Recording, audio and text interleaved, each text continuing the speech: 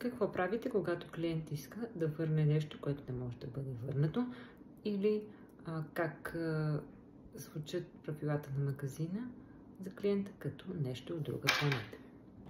Сега ще ви разкажа какво наистина означава, че клиентът винаги е прав, когато аз не съм на смяна. Любимото ми е, идва клиент, дава ми един продукт на касата и казва: искам да върна този артикул. Според член 55 от Закона за защита на потребителите, всеки клиент има право да върне артикул в срок от 14 дни. Някои фирми и по-голям срок. За целта той трябва да представи документ за покупка и артикулът трябва да бъде в търговски вид. В единия случай идва клиентът, дава ми артикул и касова бележка, което означава, че иска да върне артикул, закупен от физически магазин. Във втория вариант носи артикул в търговски вид, но няма нито касова бележка, нито фактура от онлайн пазаруване. В третия вариант иска да върне артикул, има фактура, но артикулът има следи от употреби. И в трите варианта пари в брой на клиента няма как да бъдат възстановени според Закона за защита на потребителите, тъй като в член 55 алинея 4 е посочено, че стока, закупена от физически магазин, не подлежи на възстановяване на пари в брой, ако фирмата предлага друго нещо, като замяна за друг артикул или ваучер. Във втория случай клиентът носи артикул в запазен търговски вид, подлежащ на замяна или връщане, но не носи документ за покупка.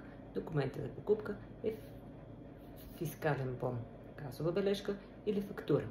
Никой служител не носи отговорност за тези документи на клиентите. В 90% от случаите клиентите изхвърлят касовите бележки от физическите магазини или фактурите от онлайн магазините. След това отиват на касата и изискват възстановяване на пари в брой, което е недопустимо. В 100% от тези случаи, когато откажа да възстановя на клиент пари без документ за покупка или откажа да му търся фактурата или стоковата разписка за касовата бележка, клиента започва да прави скандали, дига фасони, вика управители, да пуска оплаквания и така нататък. А всъщност виновен си е само той. Всеки клиент може да се запознае с правата и условията на връщане и замяна във всеки един магазин, в който отиде да пазарува. Дали физически или онлайн магазин, няма значение. В условията си всеки бизнес посочва правило за възстановяване или замяна на даден продукт. Във всички случаи се изисква артикула да бъде в търговски вид и да има документ за покупка, който клиента е длъжен да си съхранява. Аз като служител по никакъв начин не съм длъжна да търся документите за покупка на даден клиент, за да може да му бъде възстановена сума или да му бъде направена замяна на даден артикул. А когато той ми повиши тон, общо повече ме амбицира да не го направи. Високият тон просто не е убедителен. Важно е да отбележа и разликата между връщане и замяна. Връщането е възстановяване на пари, брой или по банков път, а замяната е замяна за друг артикул на тази или по-висока стойност или ваучер на стойността на покупката. При стока, закупена от онлайн магазин, но закупена с ваучер, сумата се възстановява под формата на ваучер. Няма как да не дадеш пари за даден продукт, а да искаш да ти бъдат възстановени такива. Също толкова важно е продукта, който желаете да върнете, да бъде в изряден търговски вид и да няма никакви следи от употреба. Не си мислете, че хората, които работят в даден магазин, са глупави и не могат да видят, когато даден артикул е носен и не е в търговски вид. Този артикул, след като бъде заменен, трябва да бъде продаден отново на друг клиент, а никой клиент няма да си купи увредено нещо и той става непродаваем. Следователно, никой бизнес не желае да взима непродаваеми продукти. Както важно е и срокът за връщане и замяна да бъде спазен.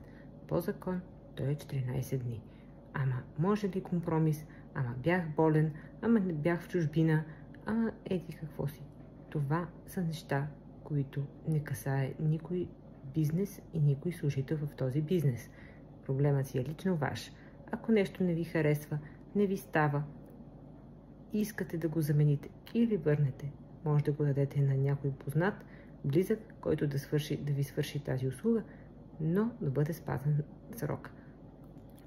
Когато някой служител откаже да ви търси фактура, откаже да приеме носен артикул, използван артикул или откаже да ви направи замяната или връщането, защото срокът за това е изтекал, това не го прави неучтив.